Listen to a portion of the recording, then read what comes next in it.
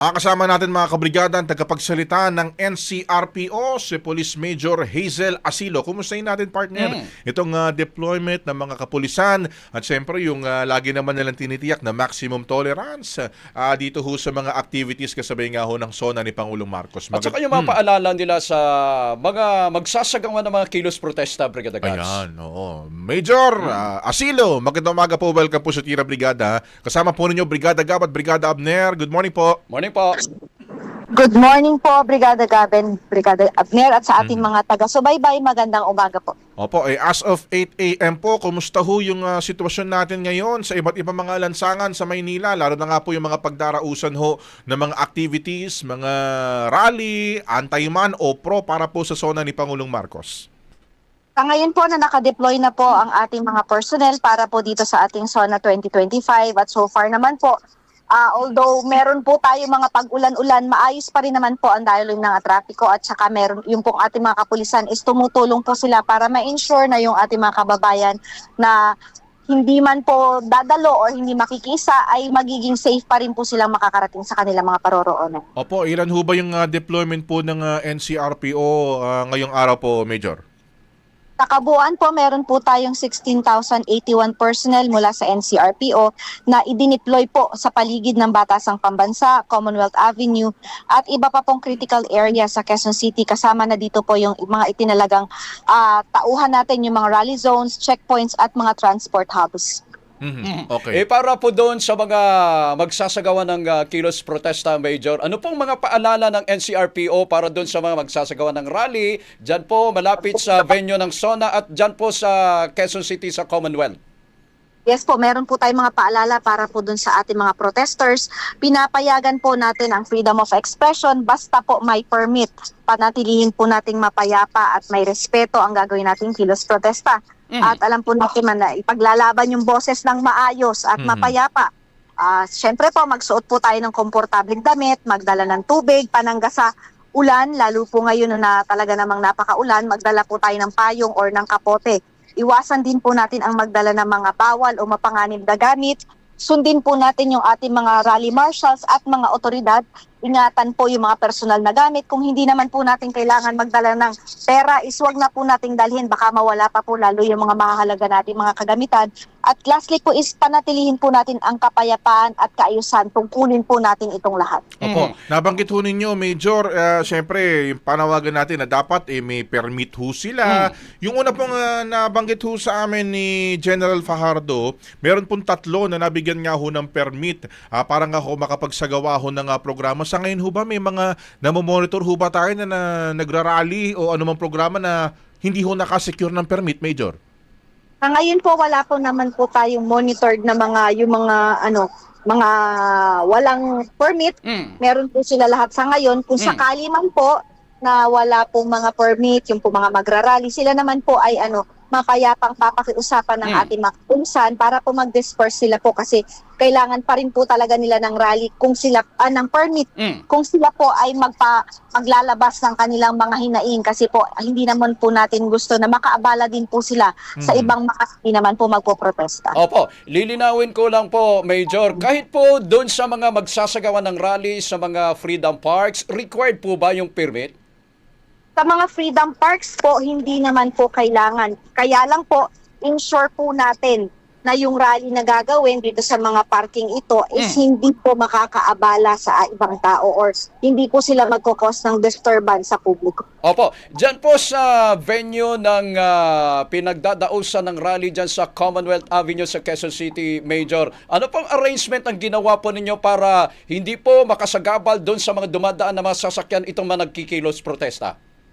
Bali po yung ating mga binigyan po ng permit na magrarally, sinalaw lamang naman po hanggang sa St. Peter Church. So wala pa po silang ibang pwedeng pagtausan ng kanilang mga rally. Maliban dito po, hanggang dyan lamang po sila. So kung lalampas po sila dyan, lalabagin po nila yung kasunduan na pinirmahan nila dun sa kanilang mga permits. Opo, hanggang St. Peter Church lamang sila magsasagawa ng rally at hanggang anong oras po, Major? Binigyan po sila hanggang I think po 5 PM po, pero i-check po natin kung hanggang anong oras po talaga sila binigyan ng permit kung anong oras po sila pwedeng magsimula at magtapos ng kanilang rally. Opo. Nung mga nakaraang linggo pa ho, kasi ang unang reported ho natin, di ba, 12 to 13,000 na PNP deployment. Ngayon po, nadagdagan tayo, naging 16,000. Yung 12 to 13,000 po, Major, marami na ho yung mga progresibong grupo na nagsasabing overkill daw ho. Ang ating PNP deployment, ngayon po, naging 16,000 pa ho. Baka lalo pa ho sila magsabi na overkill daw ho. Ano ho siguro yung magiging reaction ho natin dito, Major? Hindi naman po overkill itong 16,000 dahil hindi naman po ito lahat talaga ibubuhos dito para sa dito sa loob po ng ating mga pagdadausan nila ng rally kasi po ilan po dito, ang bulto po nito is mapupunta po doon sa ating CDM. Meron po tayo nasa 7,000 po yung ating sa CDM po. Pero yung iba po is naka-assign naman po sila sa law enforcement, sa checkpoint. Siyempre po, meron po tayong anti-criminality at iba pa pong mga gawain po ng mga kapulisan. So, hindi naman po talaga yan para lamang sa CDM. Kumbaga po, suma total po yan ng para sa SONA po. Opo. Sa kabila po ng panawagan ni PNP Chief Torre, Major, na wag na sana magsunog ng mga effigy itong mga rallyista, pero may statement po sila na naghahanda sila kasi magsusunog pa rin itong mga grupo na ito ng effigy. Ano po yung magiging aksyon ng PNP kapag ginawa ng grupong ito yung pagsusunog? Kung may magsusunog po ng effigy ng walang kaukulang permit mula sa LGU o DENR, ito po ay maaaring ituring na paglabag sa batas at may kaukulang aksyon po na gagawin ng kapulisan. Kaya't pinapaalalahanan po namin ang mga grupo na sumunod sa kondisyon ng kanilang mga rally permit. Opo, so in short po, from NCRPO or any police stations po natin, mga districts sa Metro Manila, may magkakaso ho ba sa kanila sa gagawin ho nilang pagsusunog ngayong araw? Yes po, meron po tayong makakasama mula sa DENR at sila po ang magsasabi din kung sila po ba ay lumalabag dito sa ating mga environmental laws. Dalawang bagay po yun Kapag nagsunog at binanggit po ninyo, Major, kakasuhan po ninyo, pero hindi nyo po pwedeng kasuhan kung hindi na-consummate, hindi po natuloy yung pagsusunog. My another question is, pipigilan po ba ninyo yung pagsusunog? Hindi po namin sila mapipigilan kung ano po yung kanilang nakatakdang gagawin kung ito naman po ay ginagawa nila ng kumbaga po ng maayos or payapa, pero once po na magbigay ng go signal ang ating mga ibang partner agencies na ito ay lumalabag na sa mga batas na kanilang nasasakupan, is kami po ay mag-i-implement ng arrest.